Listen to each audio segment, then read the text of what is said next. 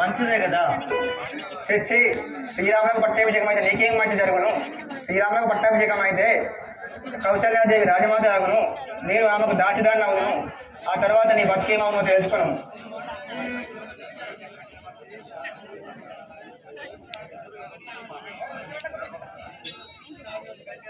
అహో మందార, నీ అభిప్రాయం ఎట్లా ఉన్నదో తెలుపుము. అటులైన తల్లి, ఆనాడు దశరథ మహారాజు నీకు 2 వరలు ఇచ్చినాడు కదా. అందులో మొదటిది భర్తనికి పట్టాభిషేకం చేయమనము. అలాగే 2వ వరము శ్రీరామభిషేకము 14 సంవత్సరములు పరాన్న భోజనము లేకుండా వనవాసం పంపమనము తల్లి. కొంచెం అంగాలే. అలాగే మందార, నీవు చెప్పిన విధంగానే నేను ఆభరణ హీరోలని పరుండి ఉండేది కదా. ఈమె ఎప్పుడు ధరన వీరుడు ధర అమ్మా, పర్వాలేదు. ముసలోళ్ళని చంపుదాం, ఇసంటోళ్ళని మంచి వాళ్ళని బతికించుకోవాలి. కానీ ఇసంటోళ్ళు నువ్వు మా నాన్నమ్మ మాయంటే గడ్డి మందే పోతాం.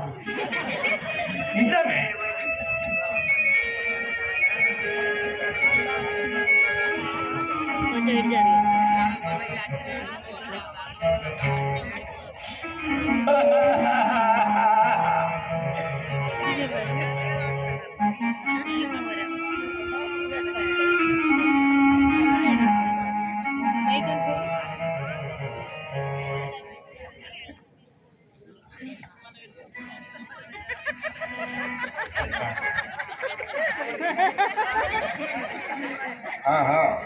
శ్రీరాముల పట్టాభిషేకం వరకు 7 జనములు వచ్చి ఉన్నారు కానీ నా యొక్క 2వ భార్య అయిన కైకాదేవి రాని కారణం ఏమిటి?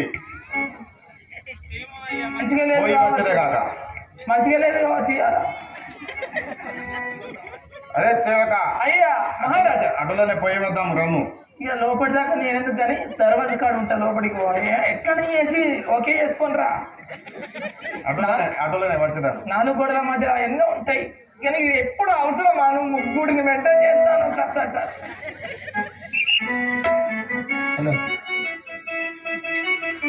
తెలియా నీకిలను కష్టమేలా కలిగెనే బామా, తెలియా నీకిలను కష్టమేలా కలిగెనే బామా, తెలియా నీకిలను కష్టమేలా కలిగెనే బామా, తెలియా నీకిలను కష్టమేలా కలిగెనే బామా, కిలకిలా నాతో నీవు పలకాలెనునే బామా, కిలకిలా నాతో నీవు పలకాలెనునే బామా, కిలకిలా నాతో నీవు పలకాలెనునే బామా, కిలకిలా నాతో నీవు పలకాలెనునే బామా, తెలియా నీకిలను కష్టమేలా కలిగెనే బామా, తెలియా నీకిలను కష్టమేలా కలిగెనే బామా, తెలియా నీకిలను కష్టమేలా కలిగెనే బామా, తెలియా నీకిలను కష్టమేలా కలిగెనే బామా.